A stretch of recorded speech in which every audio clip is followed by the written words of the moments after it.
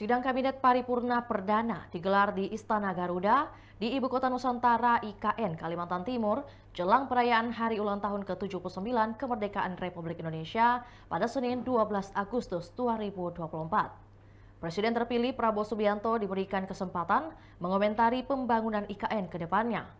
Prabowo mengatakan dirinya berbicara di depan para menteri kabinet bukanlah suatu pengarahan namun sebatas komentar. Ia menegaskan bahwa akan berupaya menyelesaikan pembangunan IKN secepatnya. Sempat Menteri Pertahanan itu melempar guyon, meski IKN dibangun di masa kepemimpinan Jokowi, namun dirinya lah yang menikmati pertama kali sebagai Presiden periode 2024-2029. Prabowo pun meminta maaf kepada Jokowi dan disambut tawa dan tepuk tangan dari para menteri lainnya. Ia juga mengucapkan terima kasih kepada Menteri Keuangan dan Koordinator Bidang Perekonomian atas anggaran yang sudah disiapkan dalam APBN. Terima kasih Bapak Presiden, Bapak Wakil Presiden. Saudara-saudara sekalian, saya tidak memberi pengarahan tapi saya memberi beberapa komentar. Ini juga membuat saya ingin cepat beroperasi di sini, Pak.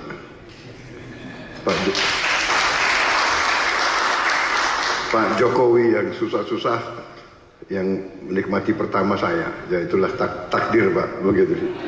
Minta maaf, Pak. Tapi ini kebanggaan, Pak. Jadi saya bertekad juga untuk tegaskan di sini bahwa kita akan lanjutkan, kalau bisa kita percepat, dan saya di sini khususnya juga terima kasih dukungan Pak Presiden Jokowi dan semua rekan-rekan Menteri, Menko, sekali lagi Menteri Keuangan, Menko Perekonomian yang terus membantu saya menyiapkan APBN yang akan datang. Ini sangat membuat saya optimis. Walaupun tantangan global besar, tapi kekuatan kita besar. Itulah tadi berita hot news kita pada hari ini. Saksikan berita hot news lainnya hanya di kanal YouTube dan Facebook Tribun Timur. Download Tribun X sekarang. Menghadirkan lokal menjadi Indonesia.